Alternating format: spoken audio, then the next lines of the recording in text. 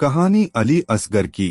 वह लोरी जो माँ ने दी थी आज तक हर रोने वाली आंख में गूंजती है। करबला की तपती रेत पर एक ऐसा मंजर लिखा गया जहाँ तलवारें थी, भाले थे, खूनी लश्कर था, मगर एक प्यासा बच्चा अपनी मुस्कान से सारी तलवारों पर भारी पड़ गया। यह अली असगर था, हुसैन का वह नन्हा चिराग जिसने अपने सूखे होठों से दुनिया को दिखा दिया कि कुर्बानी सिर्फ मैदान में तलवार चलाने से नहीं होती।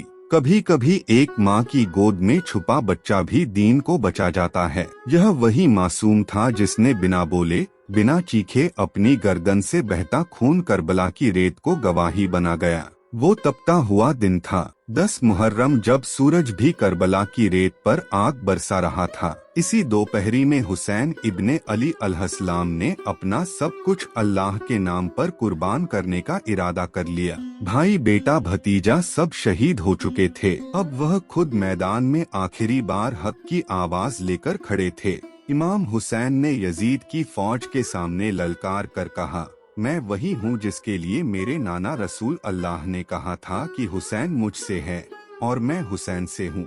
क्यों मेरे मासूम बच्चों को प्यासा रखा? क्यों रसूल की बेटियों के आंसू बहा दिए? क्या तुम में कोई नहीं जो मेरे नाना से मोहब्बत करता हो? कोई तो हो जो इस बेसहारा हुसैन का साथ दे, कोई तो हो जो रसूल की बेटियों के पर्दे की हिफाजत करे। इतना कहते ही लश्कर में सन्नाटा छा गया, लेकिन खेमों में सिसकियों की आवाजें गूंज उठी। बीबियों के रोने की सदा आसमान तक पहुंच गई। हुसैन कदम बढ़ाकर खेमों के पास आए। धूल और आंसुओं से भरी फिजा थी। उन्होंने बीबी ज़ैनब और बीवी रुबाब से कहा, मेरी प्यारी बहनों, बीबियों से कह दो कि अभी हुसैन जिंदा है। उनकी आवाज नीची रहे, मेरा हौसला मत तोड़ो। मगर ज़ैनब के सब्र का बांध टूट गया। वो आंसू पोंछती हुई बोली, भाई हुसैन, किससे उम्मीद लगा रहे हो? सब खामोश हैं, कोई मदद को नहीं आया। तभी खेमे के कोने में झूले की रस्सी हिली। नन्हा अली असगर था, 6 महीने का वह प्यासा फूल जिसने इमाम की पुकार सुनी और झूले से खुद को गिरा दिया, जैसे कह रहा हो, बाबा अगर कोई नहीं तो मैं हूँ। इमाम की आंखें भर आई। वो रुबाब से बोले, रुबाब, मेरे लाल को मेरे पास लाओ। बीवी रुबाब कांपते हाथों से अली असगर को उठाकर लाई। इमाम ने उस नन्हे फूल का माथा चूमा। उसके होंठ सूखे थे, रंग पीला पड़ गया था, सांसें थमी सी लगती थी। इमाम ने उसे अपने सीने से लगाया और मैदान की तरफ बढ़ चले। यजीद की फौज ने देखा तो किसी ने कहा, देखो हुसैन कुरान लेकर आ रहा है। मगर हकीकत यह थी कि वो अपने नाना के दीन को बचाने के लिए अपना सबसे मासूम तोहफा लेकर निकले थे। यह कोई किताब नहीं थी, यह वो बच्चा था जिसकी प्यास और मासूमियत कयामत तक इंसाफ की गवाही बनेगी। बस फिर इमाम अली मुकाम ने अब नन्हे अली असगर को अपने बाजू में ऊंचा कर लिया। वो 6 महीने का मासूम जो अब तक बोल नहीं सकता था, आज उसकी खामोशी ही यजीद की फौज को हिला देने वाली थी। हुसैन ने कांपती आवाज में कहा, लोगों, अगर मेरी कोई गलती है तो इस नन्हे का क्या कसूर है? इसे देखो, यह तो अभी बोल भी नहीं सकता। 3 दिन से इसे पानी की एक बूंद नहीं मिली। सिर्फ 2 घूंट पानी दे दो। यह भी तुम्हारे रसूल ही का हिस्सा है। लेकिन यजीद की फौज के लोग जोर जोर से हंसने लगे। कोई बोला, हुसैन, अगर तेरा बच्चा सच में प्यासा है तो इसे कहो खुद मांग ले। इमाम हुसैन ने नन्हे अली असगर को देखा, उसके सूखे होंठ, प्यास से जला चेहरा। उन्होंने नजरों ही नजरों में कहा, मेरे लाल, अपने नाना की उम्मत से पानी मांगो। बस इतना कहना था कि करिश्मा हो गया। अली असगर के होंठ हिले। वो मासूम गर्दन घुमाकर फौज को देख रहा था, जैसे कह रहा हो, जालिमों, मैं तुम्हारे रसूल का ही हिस्सा हूँ। मेरी रगों में वही खून बहता है। मैं 3 दिन से प्यासा हूँ, मुझे पानी दे दो। यह सुनते ही कुछ सिपाही रोने लगे। किसी ने मुंह फेर लिया, मगर यजीद के हुक्म पर आवाज आई, हरमला, इस बच्चे को खामोश कर दे। हरमला ने जानवरों के शिकार वाला तीर निकाला। पहली बार कमान खींची, हाथ कांप गया, तीर ना चला। दूसरी बार तीर हाथ से गिर पड़ा। तीसरी बार नजर उठाई तो देखा खेमे के पीछे बीवी रुबाब हाथ फैलाए दुआ कर रही थी। हरमला की आवाज रुंध गई। मैं इसे कैसे मारूं? इसकी मां देख रही है। मगर उम्र बिन साद ने चिल्लाकर कहा, हरमला, उस मां की तरफ मत देख। ऐसा तीर चला कि पूरा लश्कर यजीद का नाम लेकर कांप उठे। फिर हरमला ने वह खास तीर निकाला जो जानवरों के शिकार के लिए रखा जाता था। तारीख कहती है वह तीर 3 नोक वाला था। उसने कमान खींचकर आसमान की तरफ देखा। हवा रुक गई। खेमों में सन्नाटा छा गया। नन्हा अली असगर हुसैन की गोद में था। प्यास से सूखे होंठ, आंखें बंद मगर होठों पर हल्की सी मुस्कान। तीर बड़ा था, असगर का गला छोटा। हरमला ने निशाना लिया।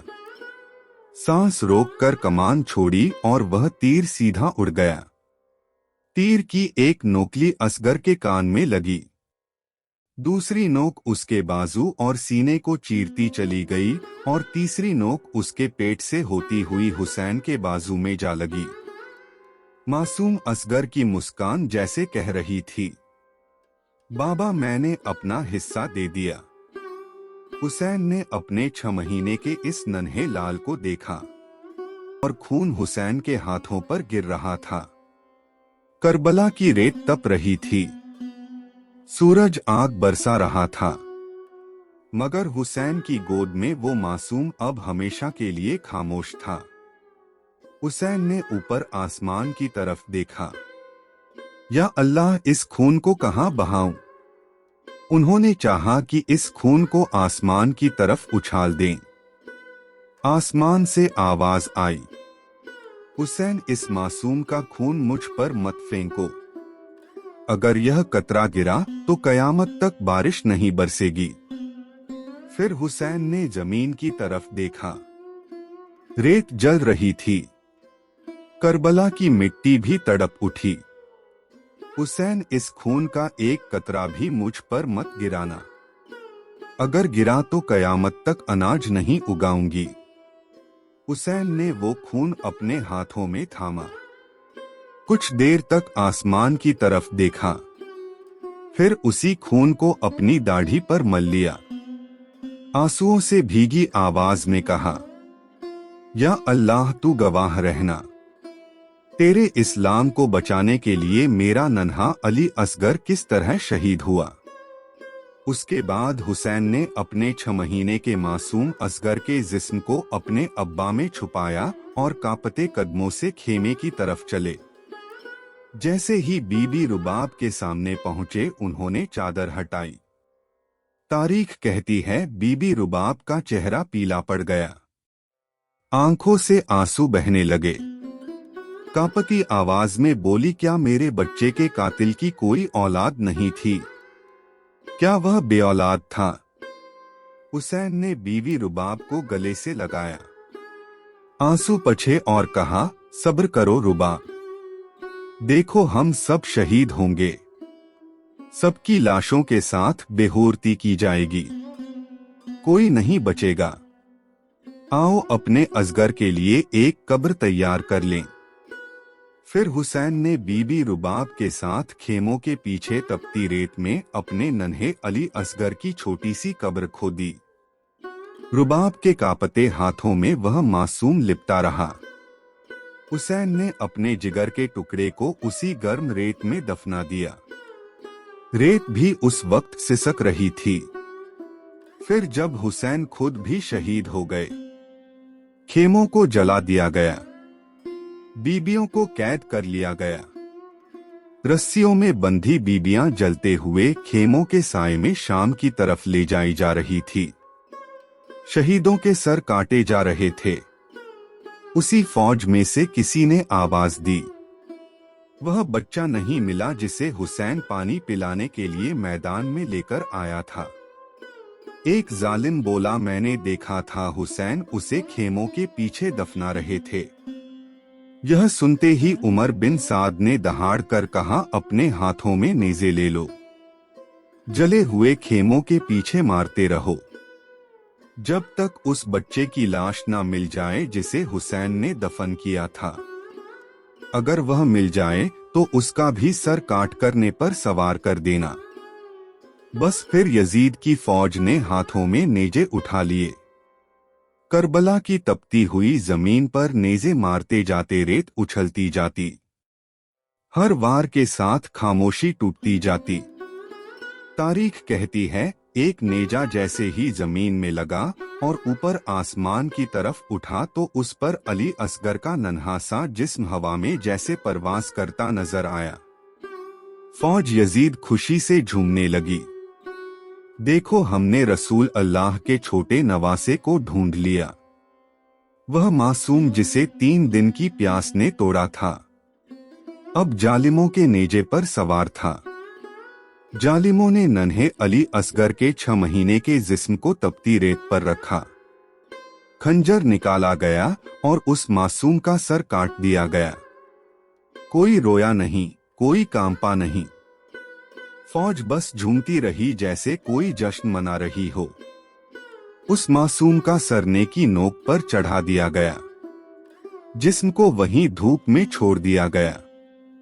दूर खड़े खेमे में बीबी रुबाब ने यह मंजर देखा। उनकी आंखों से आंसू बह निकले। उन्होंने आसमान की तरफ देखकर कहा, या अल्लाह, मेरे अली असगर की कुर्बानी कबूल करना, लेकिन आज मैं तुझसे वादा करती हूँ, जब तक मैं जिंदा हूँ ना ठंडा पानी पीऊंगी ना कभी साए में बैठूंगी। फिर वो पाक बीवी रसूल अल्लाह से मुखातिब होकर बोली, या रसूल अल्लाह, देखिए आपकी उम्मत ने हम पर कैसे कैसे जुल्म किए, मगर हमने इस्लाम की बका के लिए हर तकलीफ को कबूल किया। सलाम हो अली असगर पर, उस मासूम पर जिसने अपना सब कुछ अल्लाह के नाम कर दिया। सलाम हो बीबी रुबाब पर, उस माँ पर जिसने अपने 6 महीने के लाल को दीन की सर बुलंदी के लिए कुर्बान किया। सलाम हो अहले नबी की औलाद पर, जिन्होंने करबला के तपते मैदान में अपने जिगर के टुकड़े कुर्बान कर दिए। सबसे भारी लाश करबला के उसी शहजादे अली असगर की थी, जिसे सिर्फ हुसैन का सब्र ही उठा सकता था। सलाम हो ऐसे बाप पर जिसने अपने नन्हे अली असगर के नरम चेहरे को रेत में छुपाया होगा। खुदा ही जानता है हुसैन ने कितना रोया होगा जब रेत उस मासूम के गालों से चिपक गई होगी। अहलेबत ने कैसे कैसे जुल्म इस्लाम के लिए बर्दाश्त किए। अपने जवान अली अकबर से लेकर 6 महीने के अली असगर तक सबकी गर्दनें कुर्बान कर दी। ऐसा हौसला, ऐसा सब्र, ऐसी कुर्बानी, इसकी मिसाल तारीख में कहीं नहीं मिलती। करबला की मिसाल ही अपनी जगह सबसे ऊंची मिसाल है। सलाम हो अहले बैत पर। जुल्म की तारीख में यह बात भी लिखी गई है, एक नन्हे से गले में हर मलाह का तीर था, जिसने उस मासूम का सब कुछ छीन लिया। हर घड़ी नन्हे अली असगर की मासूम गर्दन का वो जख्म नजरों के आगे घूमता रहेगा।